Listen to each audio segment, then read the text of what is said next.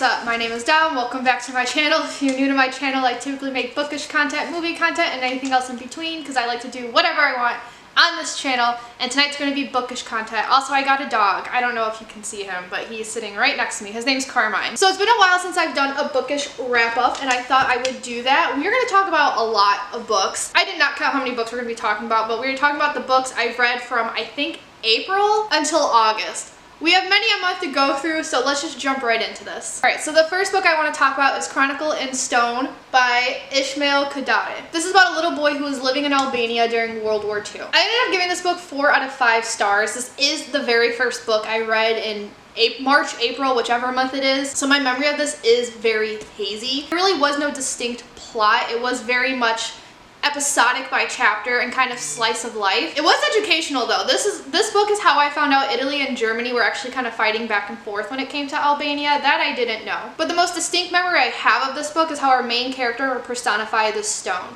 He lives in an Albanian village that is all stone, like all the houses. Notice the stone itself was a character, just like the exact same way little kids would play house in real life. And I thought that was very cool. And it was just interesting seeing war through the perspective of a child. And because of those minor details and how educational this book was, that's why I gave it 4 out of 5 stars. Then we have Demon Slayer Volume 8 by Koyoharu Gotoge. This is the 8th volume in a 23 long volume series, so I can't tell you what this specific one is about. If you've read or watched Demon Slayer, I'm sure you can guess by the cover. But Demon Slayer as a story is about a boy named Tanjiro who lives in a world where humans get eaten by demons. And then one day his sister Nezuko was turned into a demon, so therefore he joins the Demon Slayer Corps in order to find a way to turn her back into a human. I ugly cried at the end of it.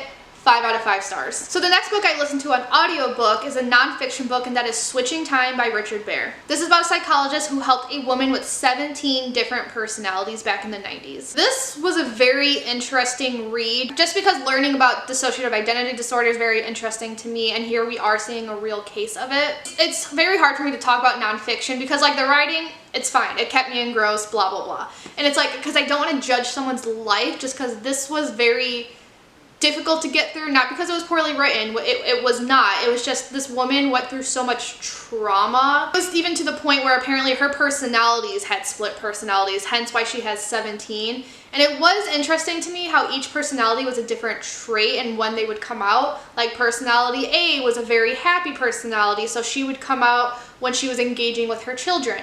You had personality B that was very fearful, so he would come out when she was in very stressful situations. She had a specific personality to see the therapist, and then they would all like write each other, they would all write him letters and he would meet them through under hypnosis. That was very cool to learn about, and like the science of how he helped her, because essentially this book is how he helped her become one whole person. But because of that, because if you know about DID, trauma is involved. That traumatic event is typically how people develop it. This woman went through so much trauma, so there is a major trigger warning for rape specifically. The author does go into details about what this lady told him. And it's uncomfortable in the sense, 1, because it's rape, 2, because it's non-fiction, so you are hearing a very real story. The men in her family were involved in a very sadistic cult, and all of this is described in great detail. So it really honed in on the trauma this woman went through for her to, in order for her to develop such a severe disorder. But again, it is described in very graphic detail, so please know that going forward into this book. But in the end, I gave this book 4 out of 5 stars. So the next book I read was Anne Frank and Me by Sherry Bennett. This is about this, it's the same vibe as The Devil's Arithmetic. This girl is assigned a project in school where she is given someone who lived through the Holocaust.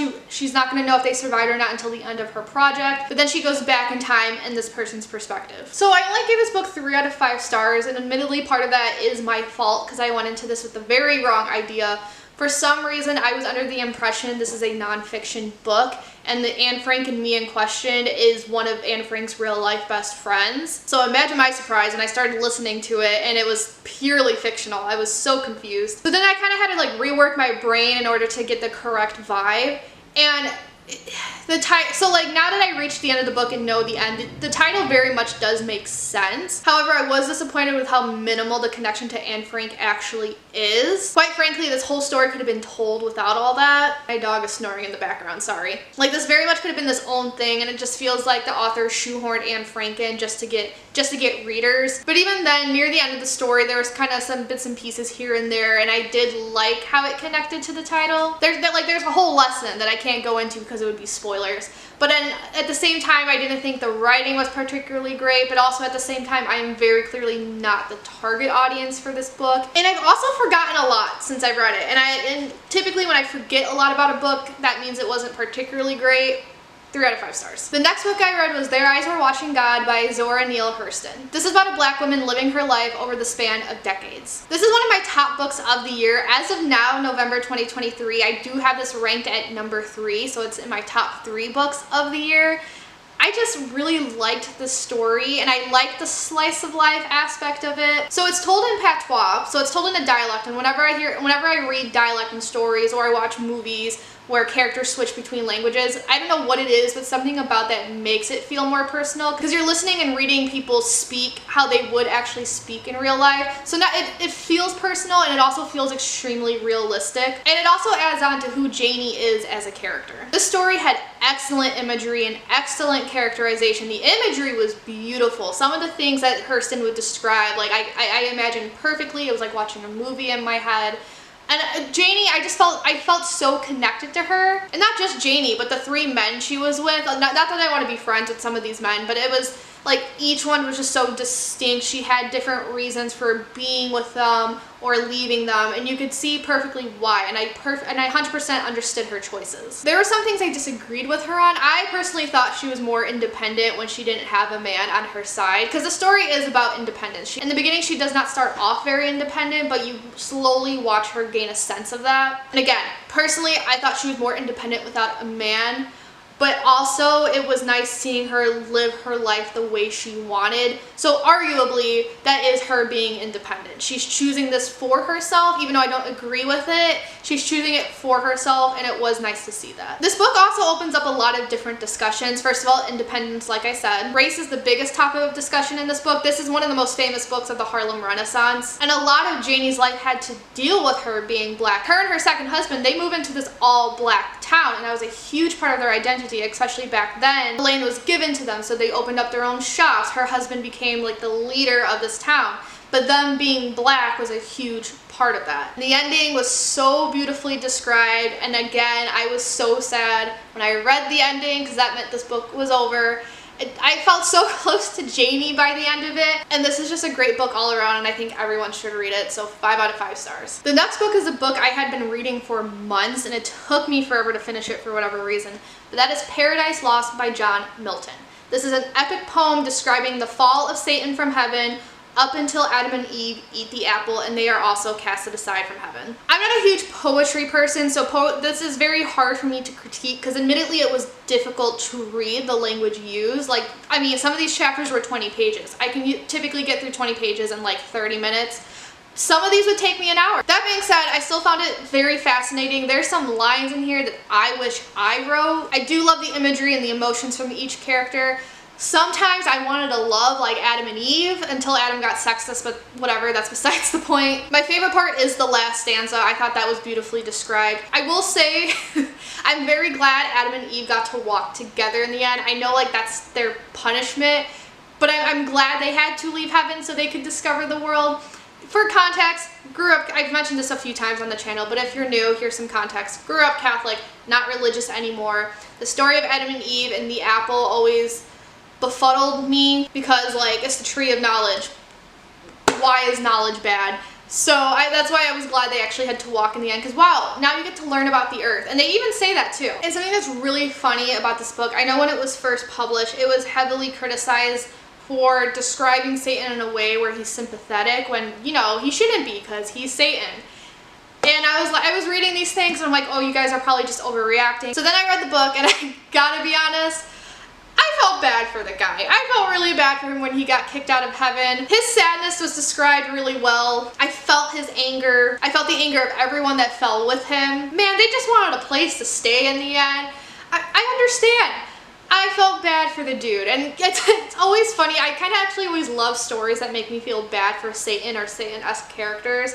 Again, as someone who grew up in the church and is not religious anymore, I do find those stories fascinating, because growing up I was always told, like, good and evil are very black and white terms, and then you have stories that bring more nuance into that. So I think that the main reason I found Paradise Lost so interesting, given how he described God and Satan and given my own personal views, to me, this book felt like Satan was the good guy and God was the bad guy, with more, obviously with more nuance in how I'm portraying it, but still. So then I ended up giving this book 4 out of 5 stars. The next book I read is a long title that I don't have completely written down, so bear with me. I know the main title is White Trash. Don't know the full title, don't have the author, but this is essentially a nonfiction book describing the history of class in America. It's the history of white trash, where that term came from, what is white trash, what's a scalawag, etc., etc.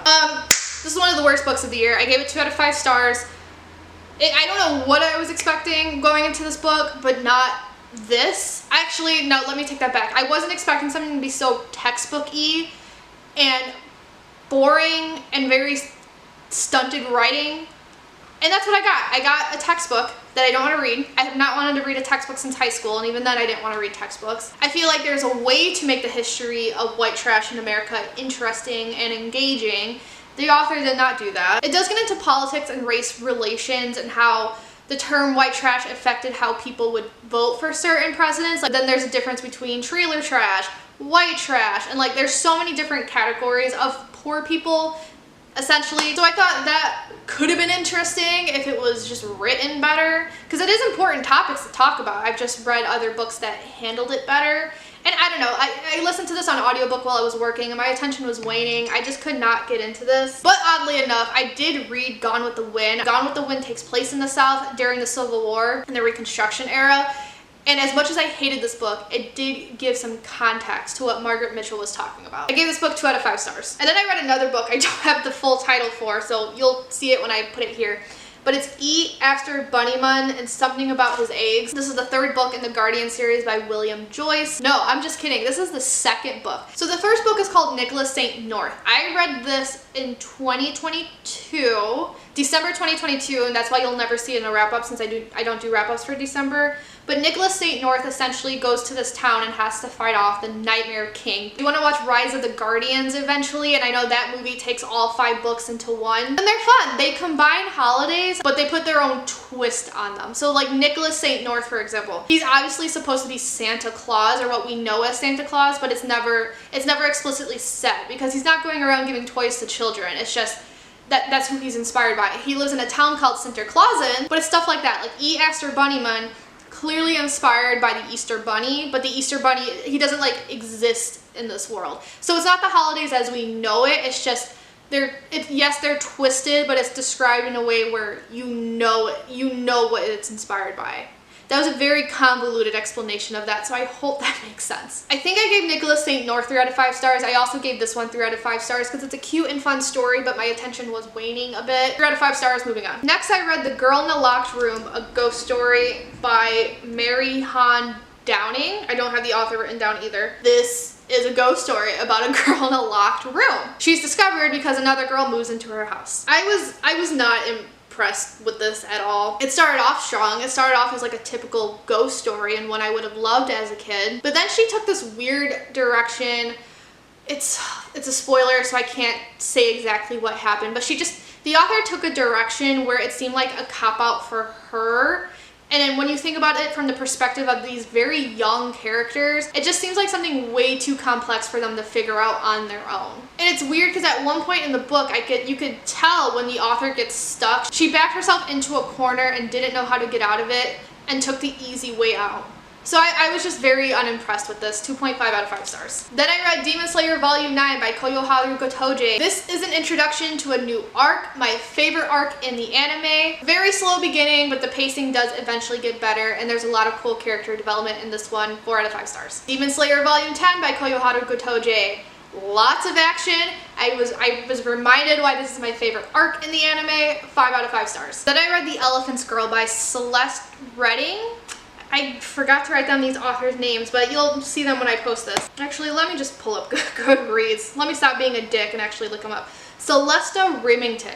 I was way off. So this is about a girl who's growing up in the Lexington Zoo, has no memory of her past, but but she is best friends with an elephant and they even have a telepathic connection. I love elephants and I thought this was the coolest thing ever. Some of my favorite shows growing up were like were the Wild Thornberrys, where the one kid has a connection with animals like that. And I was like, great, this is gonna be one of the best books of the year. And I did not like this book. It started out strong. It was just strange because it goes from magical realism to a ghost story.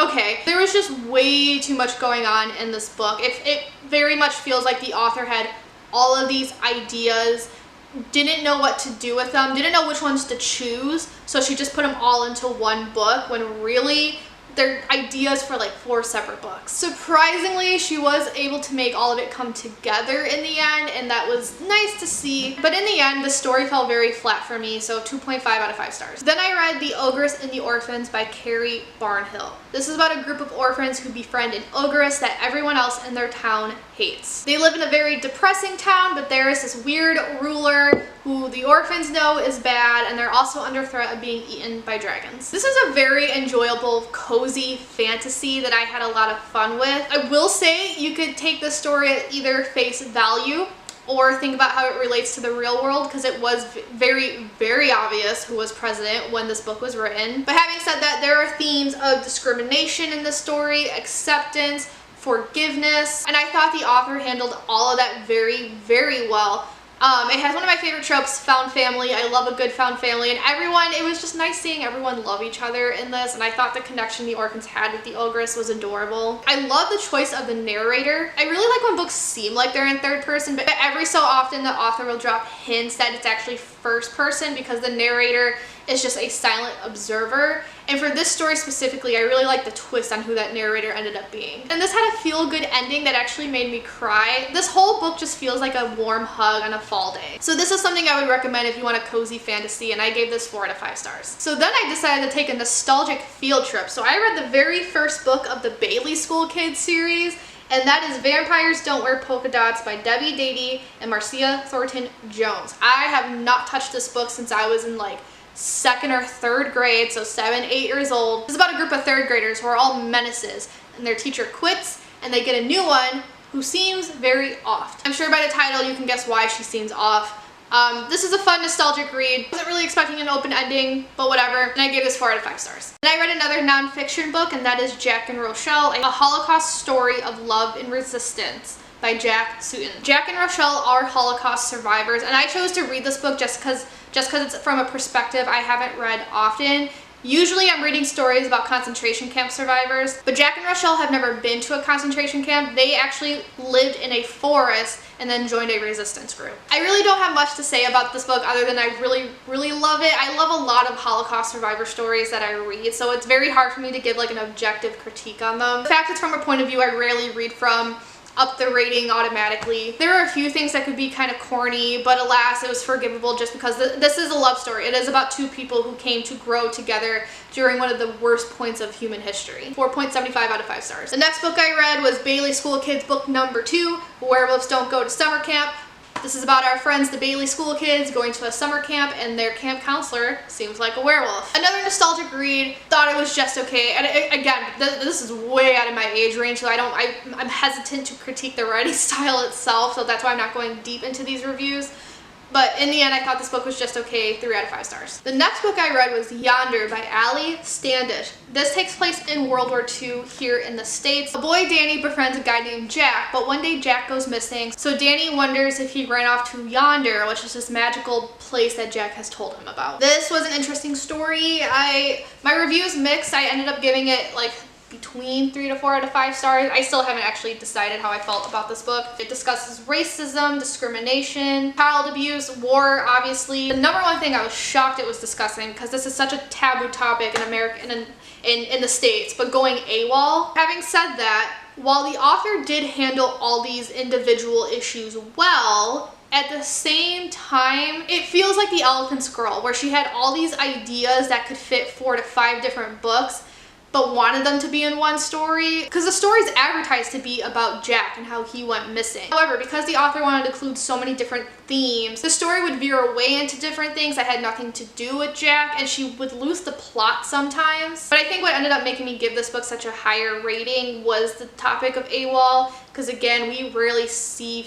that mentioned in fiction, unless I'm not reading enough. But I personally don't see it a lot of war fiction. If you're from the US, I'm sure you know the US's views on going AWOL, and maybe other countries have similar views, but it's like a lot of people in this country, if someone goes AWOL, no one cares about why. It's mostly like, oh, well, you should have manned up and, you know, fought for your country. You don't deserve this, you're a coward, blah, blah, blah.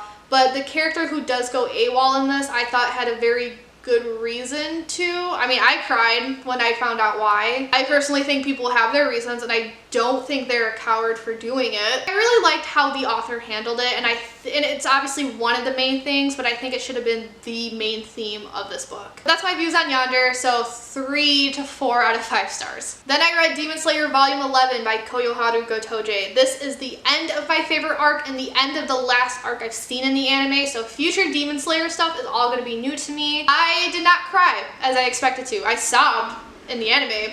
I don't know why I didn't cry for this, but 4 out of 5 stars. So then I read The Girl Who Drank the Moon, which is also by Carrie Barnhill. This is another story where a lot is going on, a lot of world building's going on, so it's hard to give a summary. There is a town that sacrifices babies to an evil witch. You find out the witch is actually not evil, and she's actually confused on why they put babies in the forest. She saves those babies, gives them star magic, and then gives them out to other towns for those people to adopt. One day, she takes a girl and gives her moon magic by accident, so now this girl's very powerful, so the witch ends up adopting her. This is another very, very cozy fantasy that I wish I wrote. How she had such amazing and clever ideas for this one. When I describe the summaries of these books, it seems like convoluted world building, but it really isn't. She was able to simplify it more than how I'm describing it. And she did such a great job, and I loved how everything came together. And like, I don't really have anything to say about the author's writing particularly or any plot points. And when I finished this book, I was actually confused on why I loved it so much. It's not typically one I go for, but I don't know why I love this book so much other than it made me very happy. So I ended up giving this 5 out of 5 stars. It is one of my top reads of 2023. Then I read Demon Slayer Volume 12 by Koyoharu Gotoge. This is the start of a new arc. So this is the start of Season 3, which is the last arc that the anime did. Again, have not watched it, so this was new material for me. I thought this was just okay. I will say I have read more volumes, but I'll talk about those in another video. I'm not the biggest fan of the Swordsmith Village arc. The last arc, though, my favorite arc was the Entertainment District arc. So that was from volumes 9 through 11. Volume 12, I've read 13, I've read 14, and I think it goes into 15, are the Swordsmith Village arc. I ended up giving this 3 out of 5 stars. Then the last book I'm going to talk about, this is the last book I read in August, and it's book number 3 of the Bailey School Kids, and that is Santa Claus Doesn't Mop Floors. It is the Christmas season. They pissed off the janitor, so he leaves. So then they have a new janitor who they think is Santa. This is my least favorite one I've read. The ending, I gave it 3 out of 5 stars, but it's a very low 3 out of 5. The ending left so much to be desired. I will say this is also the last Bailey School Kids book that I've read. I was listening to these on audiobook because I listen to audiobooks while I'm at work, and these are so easy to multitask to, but my library doesn't offer any more audiobooks. So I'm done with this series. Woo! And that is it for this video. That was a lot of books to talk about, and wait until I get to September and October because I'm combining that into one video, and that's going to be 20 books. Let me know down below what books you guys read during the summer months, the spring and the summer months. If you like this video, give it a big thumbs up, comment, subscribe. Y'all know the drill. Without further ado, I'm going to peace out, and I'll see you guys later. Ciao, tutti.